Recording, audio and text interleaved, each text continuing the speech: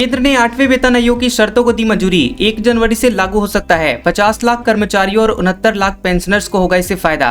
केंद्र सरकार ने 28 अक्टूबर को 8वें वेतन आयोग के टर्म्स ऑफ रेफरेंस यानी कि शर्तों को मंजूरी दे दी है। अब कमीशन बनेगा और वो अपनी सिफारिशें गठन की तारीख से 18 महीने के अंदर देगा। इसके बाद 1 जनवरी 2026 से नया वेतनमान लागू हो सकता है। तो चलिए इस वीडियो में इस बारे में आपको डिटेल में बताते हैं कि पेंशनर्स और यहाँ सरकारी कर्मचारियों को इससे क्या क्या फायदा होगा। तो चलिए इस वीडियो में बताते हैं कि इससे केंद्रीय कर्मचारियों और पेंशनर्स को क्या क्या फायदा होगा और उनकी सैलरी या फिर पेंशन कितना बढ़ेगा। इससे 50 लाख कर्मचारियों और 69 लाख पेंशनर्स को फायदा होगा। नए वेतन आयोग के लागू हो जाने के बाद कर्मचारियों की मिनिमम बेसिक सैलरी बढ़कर 44,000 रुपए हो सकती है। अभी 7वें वेतन आयोग मिनिमम बेसिक सैलरी 18,000 रुपए मिल रही है। सरकार ने जनवरी 2025 में ही इस कमीशन के गठन का ऐलान कर दिया था। अब टर्म्स ऑफ रेफरेंस को मंजूरी देने का मतलब ऐसे दस्तावेज से है जो ये बताता है कि आयोग का काम क्या है, काम कैसे करेगा, कितने समय में होगा और कौन कौन इसमें शामिल होंगे। दरअसल बेसिक सैलरी में कितनी बढ़ोतरी होगी ये फिटमेंट फैक्टर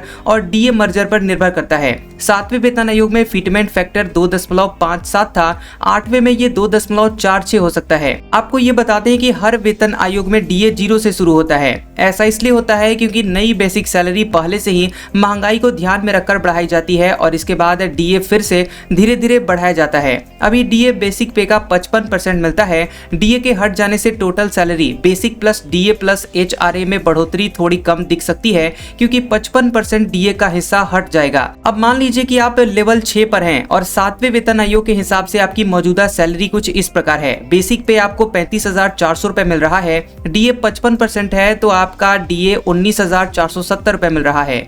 एचआरए मेट्रो शहरों में 27% है तो 9,558 रुपए मिल रहा है।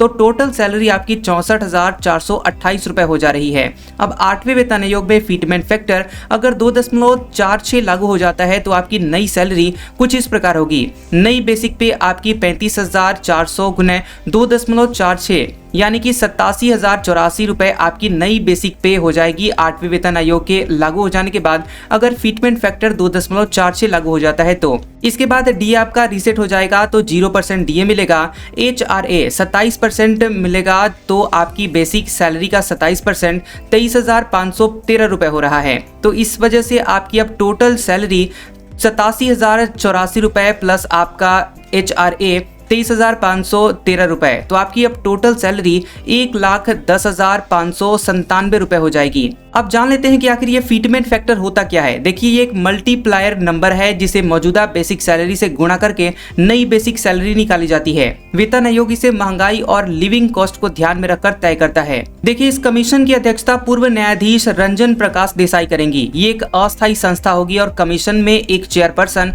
एक पार्ट टाइम मेंबर और एक मेंबर सेक्रेटरी होंगे। कमीशन की अध्यक्षता सुप्रीम कोर्ट की पूर्व न्यायाधीश रंजन प्रकाश देसाई करेंगी। ये कमीशन अपनी सिफारिशें गठन की तारीख से 18 महीने के अंदर देगा। जरूरत पड़ने पर ये किसी भी मुद्दे पर सिफारिशें फाइनल होते ही इंटरिम रिपोर्ट भेजने पर विचार कर सकती है। सेंट्रल पे कमीशन को हर कुछ सालों में बनाया जाता है ताकि सैलरी सिस्टम, पेंशन जैसे मुद्दों पर विचार किया जा सके। ये कमीशन ये देखता है कि क्या बदलाव जरूरी है और फिर सिफारिशें देता है। आमतौर पर इन सिफारिशों को हर 10 साल बाद लागू किया जाता है। इसी पैटर्न के हिसाब से 8वें सेंट्रल पे कमीशन की सिफारिशें भी 1 जनवरी 2026 से लागू होने की उम्मीद है।